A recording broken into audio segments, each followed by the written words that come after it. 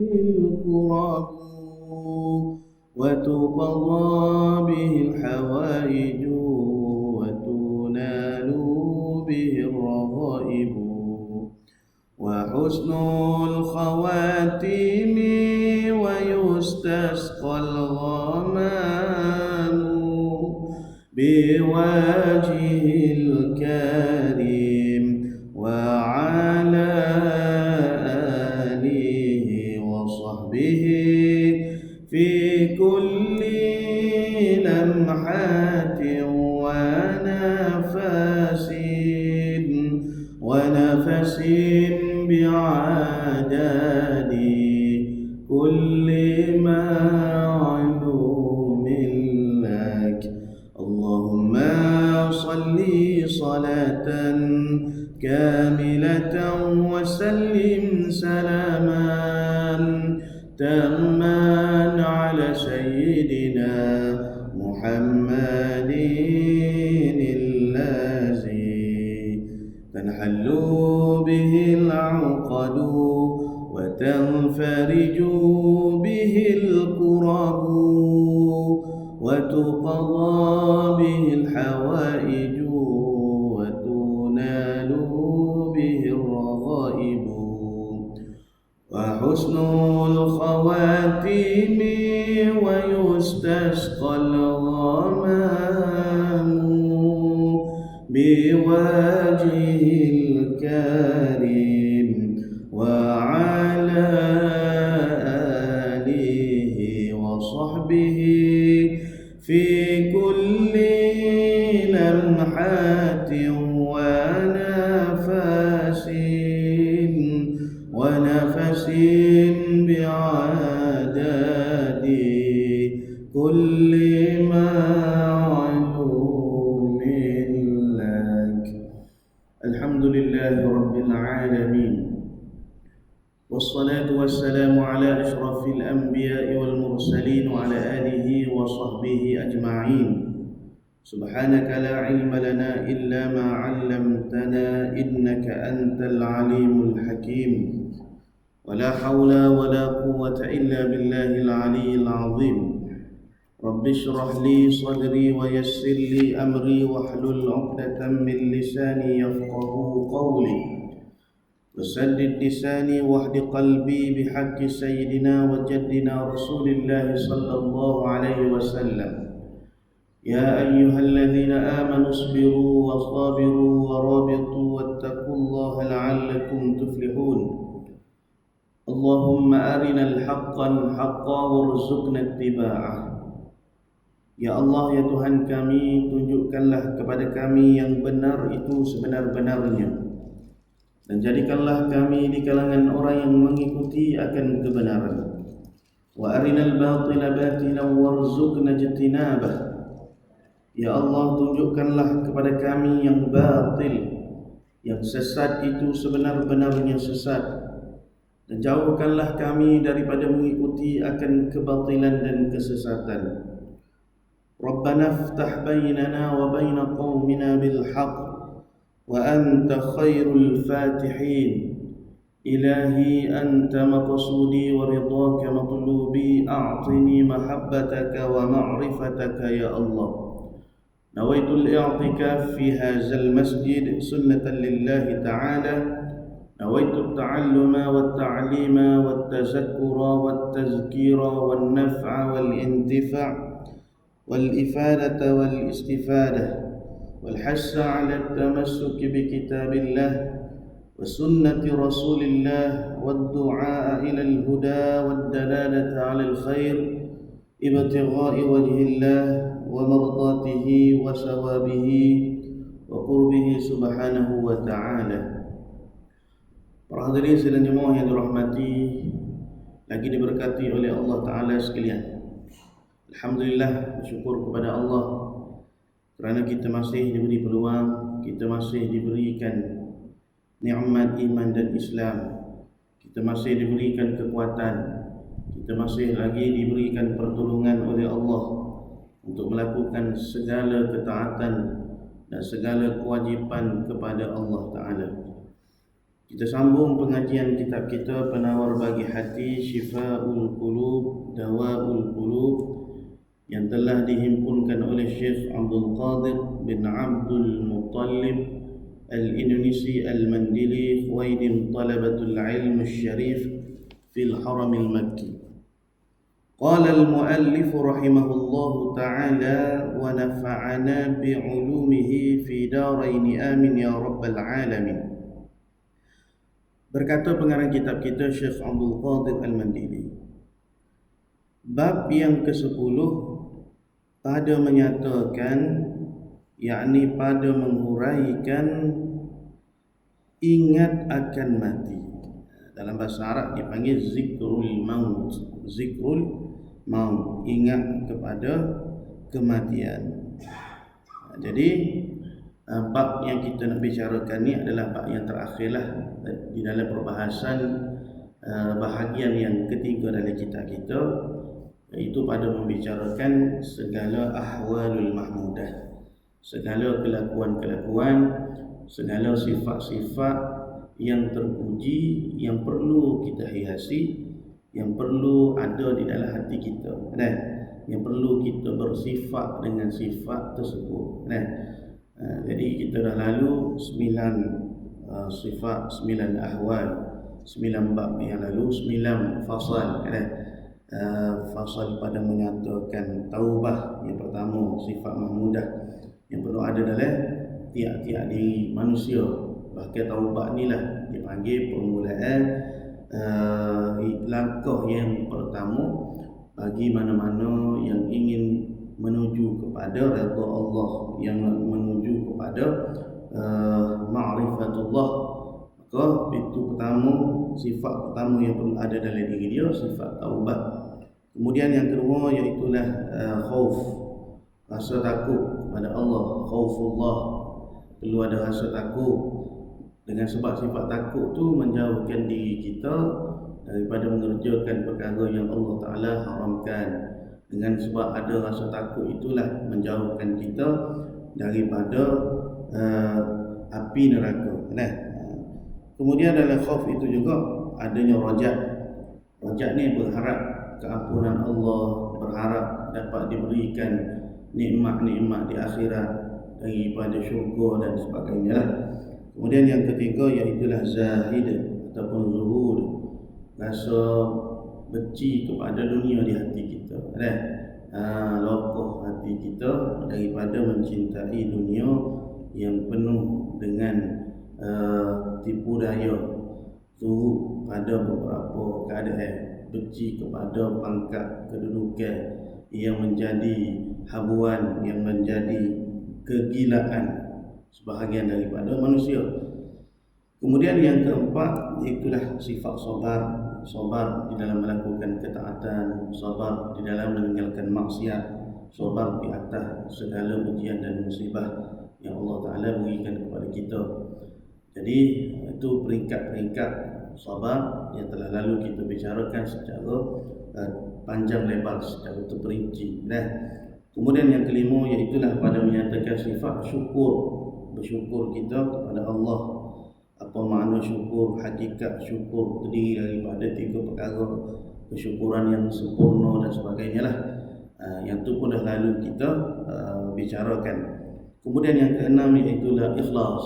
Ikhlas pun dia ada beberapa martabat, ada beberapa tingkatan, ada 6 pangkat bagi orang yang siddiq, orang yang benar kepada Allah. Itu pun sudah lalu kita bicarakan.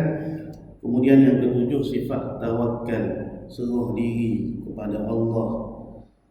Kemudian memadalah Allah itu sebagai tempat untuk kita bergantung, tempat kita berserah. Ada rukun tawakal dan ada kelakuan hati yang jenis, yang 3 macam. Kemudian yang ke-8 tentang mahabbatullah ataupun hubbullah, kasih kepada Allah. Apa makna kasih, apa makna benci, sebab kasih pada 2 perkara. Dan yang terakhir, yang lepas, iaitulah kita membicarakan tentang redha terhadap qada dan qadar Allah. Kemudian kita masuklah sifat yang terakhir, di dalam 10 sifat yang disebutkan oleh pengarang kitab kita, seperti yang disusun oleh Al-Imam Al-Ghazali rahimahullahu ta'ala di dalam kitab Bidayatul Hidayah. Begitu juga apa yang disebutkan oleh Imam Al-Ghazali di dalam kitab Al-Ihya Ulumuddin. Jadi Syekh Abdul Qadir Mandili ini dia memperingkaskan, ataupun di dalam kitab Al-Arba'in fi Usuluddin. Jadi Syekh Abdul Qadir Mandili dia ambil secara khusus kitab yang ditulis oleh Imam Al-Ghazali, iaitulah kitab Al-Arba'in fi Usuluddin, lalu diterjemahkan, dialihkan bahasa Arab kepada bahasa Jawi, bahasa kita lah. Baik, qala al-muallif, kata pengarang kitab kita, bab yang ke-10 pada menyatakan, yakni pada menguraikan, pada membicarakan, pada membahaskan ingat akan mati.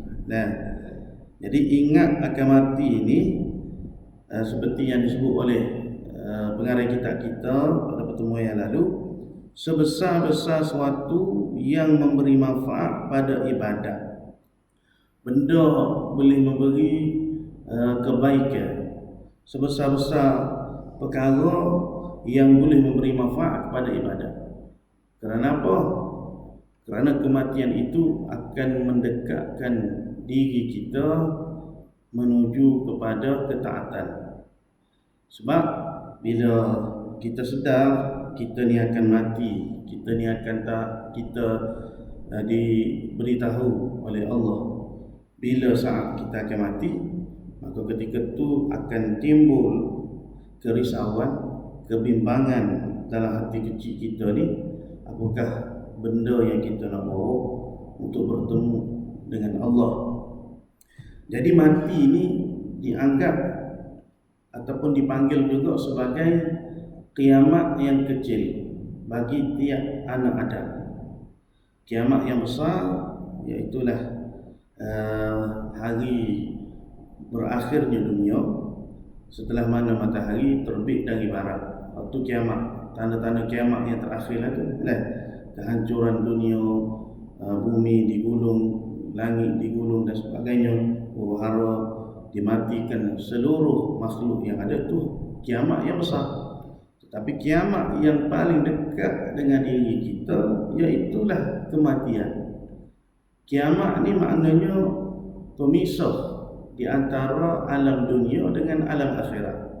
Bila berlaku kiamat, tak ada adalah kehidupan dunia, maka kembali ataupun beralih kita ni kepada kehidupan yang abadi, kehidupan yang kekal selama-lamanya.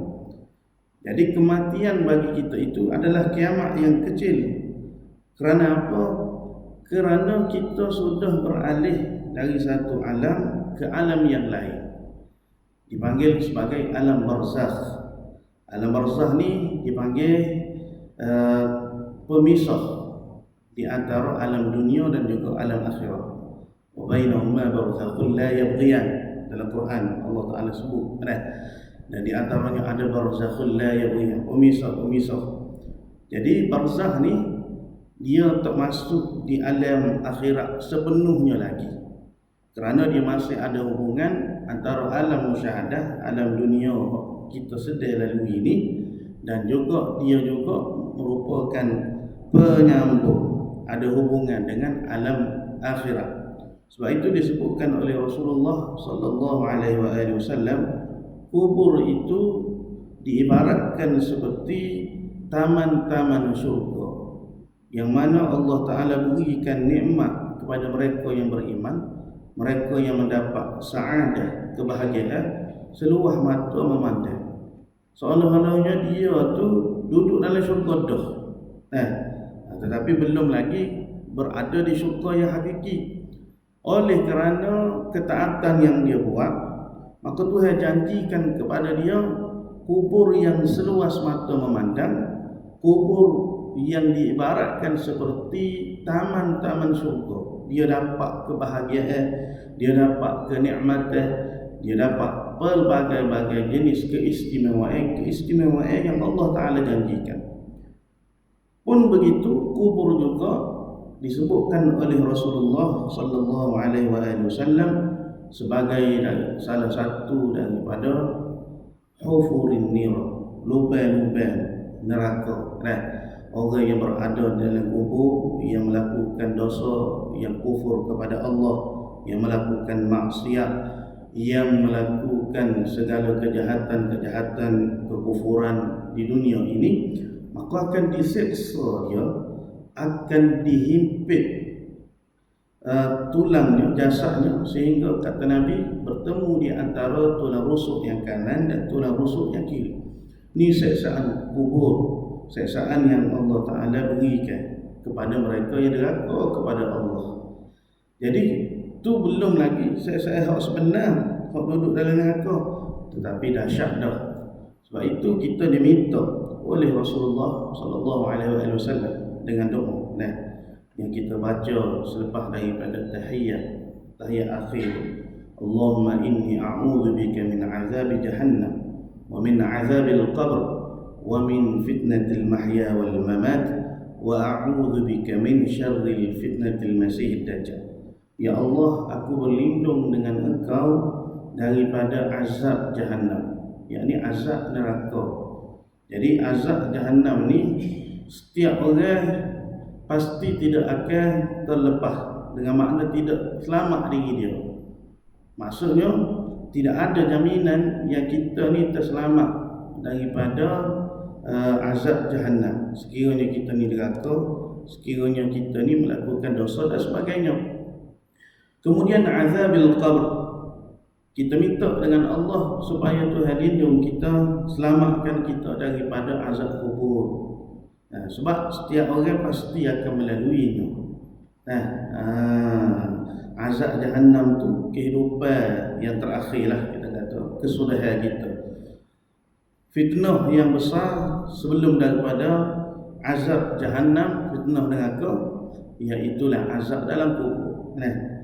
Selama mana kita duduk dalam kubur, maka selama itulah sekiranya diberikan nikmat, kita mendapat kenikmatan. Sekiranya diazab, diseksa, maka kita akan dapat seksaan, kita akan dapat penderitaan. Bahkan kalau kita tengok kubur ini alamah, alamah sebesar-besar perkara yang boleh mendatangkan keinsafan kepada kita. Sebesar mana pun harta, kekayaan yang kita miliki di dunia ni, pangkat, kedudukan, apa sahaja, wang ringgit, kemewahan dan sebagainya, akhirnya bila kita balik bertemu dengan Allah, kita tidak membawa apa-apa, tetapi kita hanya membawa sehelai kain, ataupun kita panggil kain kafan, yang membungkus, yang membalut diri kita, kain yang berwarna putih. Walaupun di dunia ni kita pakai baju yang mahal-mahal, tetapi akhirnya bila kita kembali kepada Allah, kita hanya dibalut, kita hanya dibungkus, kita hanya dipakaikan dengan kain kafan yang nilainya, harganya tidaklah semahal dengan pakaian-pakaian yang pernah kita pakai sewaktu kita hidup. Itu sahaja bekalan yang kita akan bawa, itu sahaja pakaian yang kita akan menghadap Allah Ta'ala dalam kubur. Kemudian apa lagi kalau kita perhatikan, mungkin di dunia ni kita ramai kenalan-kenalan, kita ada pengaruh, kita ada kita dipanggil orang yang hebat, kita ada kedudukan, kita ada kekuasaan, orang gerung kepada kita, orang tahu kita ni ketua itu, ketua ini. Tetapi akhirnya kita hanya bersendirian membawa diri kita seorang diri di dalam kubur. Dan di dalam kubur itu bukanlah terang benderang seperti yang kita ada di dunia. Kita ada dalam masjid ni, cerah, luah, boleh pergi mari berlari kemana saja yang kita nak. Tapi di dalam kubur itu hanyalah suatu liang lahat yang muak-muak, yang telus-telus untuk jasad kita sahaja disemandikan. Itu keadaan yang sebenar yang bakal akan dilalui oleh setiap orang, oleh diri saya lah. Lepas tu bagaimana pula kita nak mengharungi, kita nak menghadapi kita nak melalui setiap detik, setiap hari, setiap malam. Dan nanti ke kiamat ni tak tahu bila lagi kan? Kita tengok orang yang dah mati berpuluh-puluh tahun yang lalu. Bahkan mungkin ada yang mati dia tu dah lebih daripada waktu dia hidup. Mungkin dia hidup umur dia 60 tahun, tetapi mati dia dah 100 tahun, 200 tahun, 300 tahun. Kita tengok Rasulullah SAW baginda hidupnya hanya 63 tahun di dunia, tapi wafatnya sudah lebih daripada 1400 tahun. Begitu juga para sahabat radhiyallahu anhum ajma'in, wafatnya sudah melebihi daripada 1000 tahun yang lalu. Tapi mereka mendapat kenikmatan, mereka mendapat kebaikan, mereka mendapat pelbagai nikmat-nikmat yang Allah Ta'ala janjikan di alam sana. Sebaliknya, bagaimana nasib mereka yang kufur kepada Allah, mereka yang derhaka kepada Allah, seperti Abu Lahab dan Abu Talib dan sebagainya, orang-orang musyrikin Makkah yang derhaka kepada Rasulullah, yang menyakiti Nabi, yang tidak beriman kepada Rasulullah, sudah pun jasad mereka berada di dalam kubur melebihi daripada 1000 tahun, maka mereka sentiasa akan berada di dalam azab, di dalam siksaan, di dalam penderitaan. Begitu jugalah keadaan kita. Boleh jadi kita mati lebih lama berbanding dengan kita hidup di dunia. Mati dengan makna mati di dalam kubur. Kita berada di alam barzakh itu lebih lama keadaan dia berbanding dengan kita berada di alam dunia. Jadi Nabi SAW minta kepada kita supaya kita minta dengan Allah perlindungan. Allahumma inni a'udzubika min azab jahannam wa min azabil qabr wa min fitnatil mahya wal mamat. Dan kami mohon, aku berlindung kepada Engkau ya Allah daripada segala kejahatan-kejahatan, fitnah-fitnah sewaktu hidup, wal mamat, dan ketika saat nak mati. Saat nak mati itu pun fitnah dia besar. Kita didatangi oleh iblis, syaitan yang nak menyesatkan kita sehingga akhir hayat kita menyamar dalam bentuk orang yang kita sayang, menyamar dalam bentuk orang yang kita benci. Ketika itu keadaan sakarat yang begitu menyakitkan, keadaan sakarat yang sangat kehausan, maka iblis, syaitan ni mari buat rupa orang yang kita kenal ataupun orang yang kita benci, seperti mana yang disebutkan dalam beberapa hadis Nabi sallallahu alaihi wasallam. Dia nak hasut, dia nak suruh kita ni mengaku dia ni Tuhan, dia nak suruh kita ni beriman dengan dia. Barulah ditawarkan kepada kita air supaya hilang dahaga dan kehausan. Baik. Kemudian yang terakhir, Nabi minta kepada kita supaya Allah Ta'ala memberi perlindungan daripada fitnatil masih dajjal. Fitnah al-masih, fitnah dajjal. Dajjal kecil itu dah ada dah hari ni. Cuma dajjal yang sebenar belum dizahirkan lagi. Seperti mana kita kata Nabi Isa alaihissalam belum diturunkan, Sayyidina Mahdi alaihissalam, Al-Imamul Mahdi pun belum dizahirkan lagi. Cuma Junudul Mahdi, tentera-tentera Mahdi itu dah ada dah buat persiapan, dah buat apa yang patutlah untuk menanti kedatangan Mahdi alaihissalam. Cuma Mahdi itu belum dizuhurkan, belum dizahirkan. Begitu juga Dajjal yang sebenar belum dizahirkan, tetapi Dajjal yang kecil, tentera-tentera Dajjal itu sudah ada pada hari ini. Maka kenapa Nabi meminta kepada Allah daripada perlindungan Dajjal itu diucapkan yang terakhir? Kerana setiap orang pasti akan melalui fitnah nar jahannam. Setiap orang pasti akan melalui fitnah kubur. Setiap orang pasti akan melalui fitnah ketika hidup dan ketika dia nak mati. Tetapi belum tentu setiap orang itu akan melalui keadaan fitnah huru-hara dunia akhir zaman, iaitu fitnah al-masih dajjal. Bahkan fitnah masih dajjal ini lebih dahsyat daripada segala-gala fitnah yang pernah berlaku di dunia, daripada semenjak Nabi Adam alaihissalam dijadikan oleh Allah sehinggalah berlakunya kiamat. Tak ada lah fitnah Dajjal paling dahsyat sekali. Sehingga Nabi sendiri mengisyaratkan, kalau aku hidup di zaman Dajjal, nescaya aku sendirilah yang akan membunuhnya. Baik, kembali kepada kita. Ketahui olehmu, yakni belajarlah sehingga kamu faham, ataupun kena yakin sungguh-sungguh, wahai orang yang berkehendak kepada Allah, wahai orang yang berkehendak melakukan ibadah, wahai orang yang berkehendak menuju jalanan akhirat. Ini seperti mana yang kita sebut sebelum ni lah. Ketahui olehmu, i'lam, yakinlah sungguh-sungguh, belajarlah sehingga kamu faham bahawasanya sesungguhnya ingat akan mati.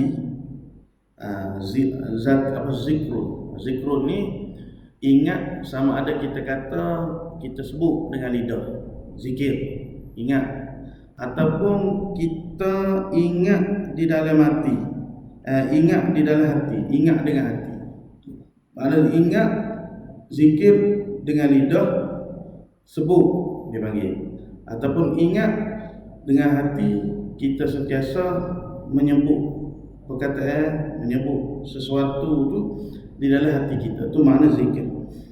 Ingat akan mati, sama ada dengan lidah ataupun dengan hati kita, akan kematian itu kelakuan yang dipuji, kelakuan yang mahmud, lagi yang dituntut, yakni lagi yang disuruh oleh syarak. Syarak ni makna undang-undang agama Allah, perintah Allah. Jadi ingat pada kematian ni, ingat pada mati ni satu perkara, satu daripada sifat-sifat yang terpuji. 10 tu, hak terakhir sekali, ingat kepada mati. Kemudian pula ingat kepada mati ni adalah tuntutan, suruhan oleh agama kita. Syarat suruh kita ni banyak mengingati mati, dan adalah ia ingat akan mati itu sebab bagi membanyakkan ibadah. Ni macam kita sebut tadi lah. Sebab bila kita banyak mengingati kematian, maka kita pun akan memperbanyakkan ibadah. Lawan kepada ingat kepada mati ni tulul amal, panjang angan-angan, panjang cita-cita. Duk rasa dia tak akan mati lagi, dia rasa dia akan hidup 1000 tahun lagi. Jadi bila kita ni berasa kita ni lama lagi hidup, panjang lagi masa peluang hak Tuhan akan beri kepada kita, kita akan rasa memperlengoh-lengohkan ketaatan, menangguh-nangguhkan amal, menangguh-nangguhkan ibadah. Relax lah, panjang lagi masa, duk rasa lama lagi hidup, takkan nak mati dah. Bahkan kadang-kadang orang ni dia tak suka bila kita kecek pasal kematian. Sebab apa? Dia akan memotong segala kelazatan, kenikmatan, angin-angin yang dia sedang fikirkan. Jadi orang yang panjang angan-angan tu, orang yang panjang cita-cita tu, dia akan rasa lambat lagi dia mati.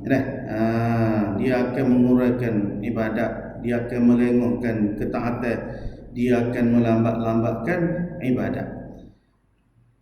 Dan sebab yakni dan mengingati mati itu sebab bagi mensedikitkan, yakni menyedikitkan dunia, keinginan kepada dunia, dan angan-angan ni maknanya cita-cita lah, khayalan kita, nak kau tu, nak kau ni. Kita ni sebab banyak angan-angan dalam buah ketaatan kita, banyak duk rasa banyak lagi peluang. Jadi ingat kepada mati itu, dia akan memotong segala angan-angan, segala cita-cita yang yang terbuku, yang bermain dalam fikiran kita. Jadi terdapat banyaklah ayat yang Allah Ta'ala ceritakan tentang kematian. Di antaranya Allah Ta'ala menyebutkan di dalam surah Ali Imran ayat 185, A'udzu billahi minasyaitonir rajim. Kullu nafsin za'iqatul maut wa innama tuwaffawna ujurakum yawmal qiyamah فمن زهزح عن النار وأدخل الجنة فقد فاز وما الحياة الدنيا إلا متاع الغرور. Tiap-tiap yang bernyawa zaiqatul maut, pasti akan merasai kematian. Jadi tak ada orang atas dunia ni tak akan mati. Kalau dia umur 1000 tahun sekalipun, kalau ada lah atas dunia ni, nescaya dia akan bertemu dengan kematian. Cuma tak tahulah bila. Nabi SAW kata umur umat aku ni baina di antara 60 hingga 63, seperti mana umur baginda lah. Tu umur umat Muhammad SAW. Umurnya tidak panjang seperti mana umat-umat Nabi yang terdahulu, tetapi kelebihan dia sangat banyak. Allah gandakan berbagai pahala bagi kita yang melakukan ibadat umat Muhammad khusus. Lalu kata Allah, wa innama tuwaffawna ujurakum yawmal qiyamah, dan bahawasanya pada hari kiamat sahajalah akan disempurnakan balasan kamu. Jadi dunia ni dia panggil darul ibtila, tempat kita diuji, tempat kita disakiti, tempat kita dikhianati, tempat kita tempat kita berasa sedih, tempat kita diuji, tempat kita berasa susah. Ya, dunia. Sebab dunia ni darul ibtila, negeri tempat kita diuji.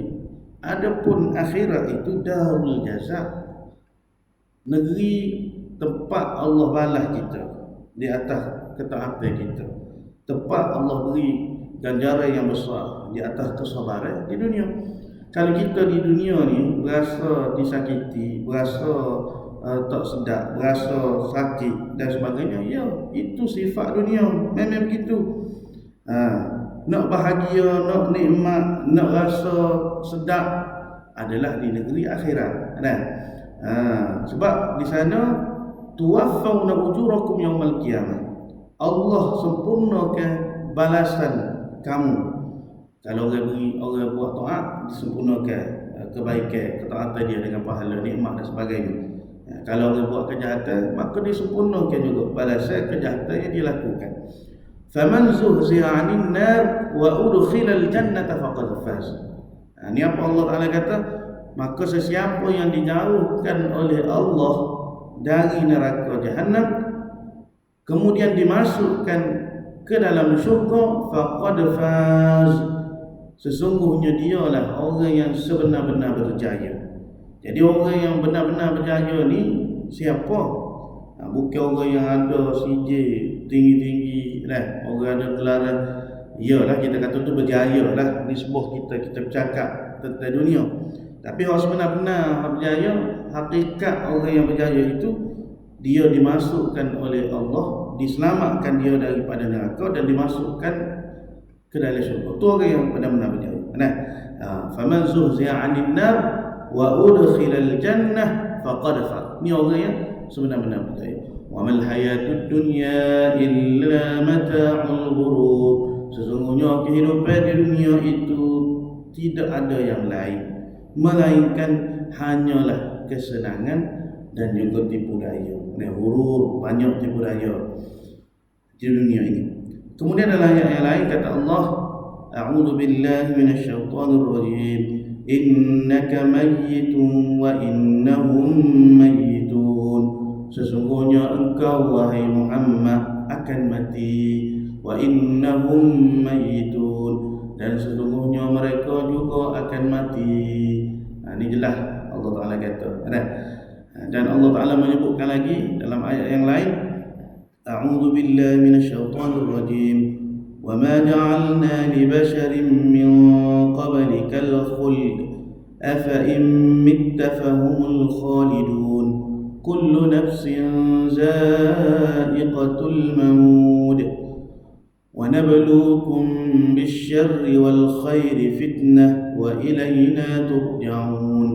Dan kami tidak menjadikan manusia sebelummu dapat hidup kekal, maka kalau engkau mati, adakah mereka akan hidup berkekalan? Kullu nafsin za'iqatul maut. Tiap-tiap diri, tiap-tiap manusia, tiap-tiap jiwa pasti akan merasai kematian. Wa nabluukum bisyarri wal khair. Dan kami menguji kamu dengan kesusahan bila di dunia ni sekarang. Dan wal khair, kami uji juga kamu dengan kesenangan. Jadi jangan ingat ujian itu hanya ketika kita susah. Bahkan ketika kita senang itu lebih berat, lebih besar ujiannya. Ini seperti mana dalam perbahasan yang lalu kita bahaskan. Sebagai apa? Ujian kepada kita, ujian kesusahan, ujian kesenangan. Wa ilaina turja'un, dan kepada kamilah, yakni kepada Allah lah kamu akan kembali. Kita akan kembali kepada Allah. Kemudian dalam ayat yang lain kata Allah, A'udzu billahi minasyaitonir rajim. Nahnu qaddarna bainakumul mauta wa ma nahnu bimasbuqin.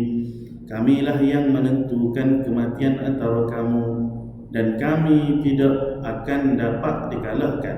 Ini Allah Ta'ala. Wa ma nahnu bimasbuqin.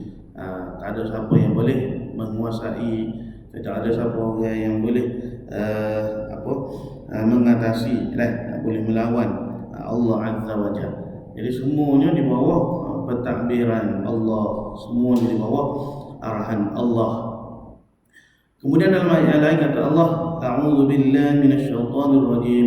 Falawla idza balagatil hulqum wa antum hina idzin tanzurun wa nahnu aqrabu ilayhi minkum walakin la tubsirun. Falawla in kuntum ghayra madinin tarji'unaha in kuntum shadiqin. Maka alangkah eloknya kalau semasa, yakni roh seseorang yang hampir kepada kematian sampai ke kerongkongannya, sedang kamu pada masa itu berada di sekelilingnya menyaksikan keadaannya. Ini Allah Ta'ala cerita, falaula iza balagatil hulqum. Bagaimana keadaan orang yang berada di saat-saat dia nak meninggal, rohnya berada di kerongkongan. Wa antum hina idzin tanzurun.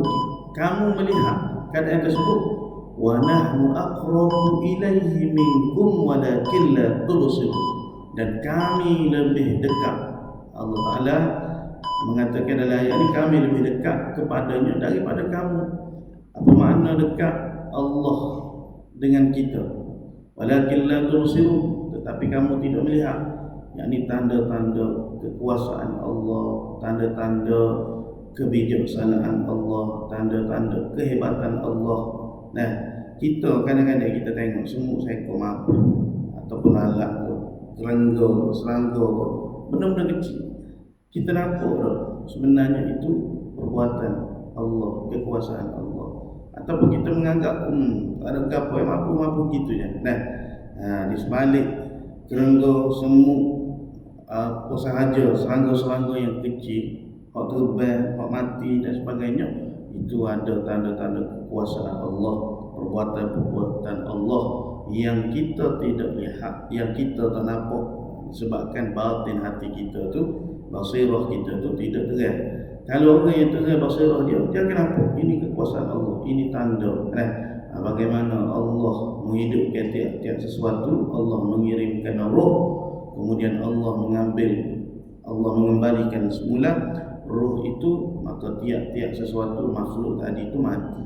Itu yang Allah Ta'ala nak cerita kepada kita. Nah, wa nahnu aqrabu ilaihi minkum walakin la tubsirun. Sesungguhnya kami ini lebih hampir kepada kamu, walakin la tubsirun. Akan tetapi kamu yang tidak mampu melihat, tidak mampu bersyuhud. Falaula in kuntum ghayra madinin. Lalu kata Allah, maka bukankah elok kalau kamu orang yang tidak dikuasai, yakni dan tidak tunduk pada kekuasaan kami, tarji'unaha in kuntum shadiqin. Kamu kembalikan roh itu kepada keadaan sebelumnya jika betul kamu orang yang benar. Jadi Allah Ta'ala macam memberi, orang panggil sindiran kepada kita. Kalau hebat sangat kan, roh aku tarik, aku cabut daripada jasad manusia ni, muaklid semula, boleh tak? Tak boleh lah, sebab di luar daripada kekuasaan kita, di luar daripada ilmu kita. Baik. Kemudian kata pengarang kita, dan sebab bagi mensedikitkan dunia dan angan-angan, kerana sabda Rasulullah sallallahu alaihi wasallam, akasiru zikra hazimil ladzati fa innahu la yakunu fi kathirin illa qillatan kathirin illa qallalahu wa la fi qalili illa ajzalahu. Wallahu ta'ala alam wa ilmuhu at-tabi'in. Setakat ini dan dulu untuk malam ini, mudah-mudahan kita mengambil pengajaran dan manfaat daripada apa yang disampaikan oleh pengarang kitab kita. Yu'til hikmata man yasha wa man yu'tal hikmata faqad utiya khairan katsira wa ma yadhakkaru illa ulul albab. Bismillah.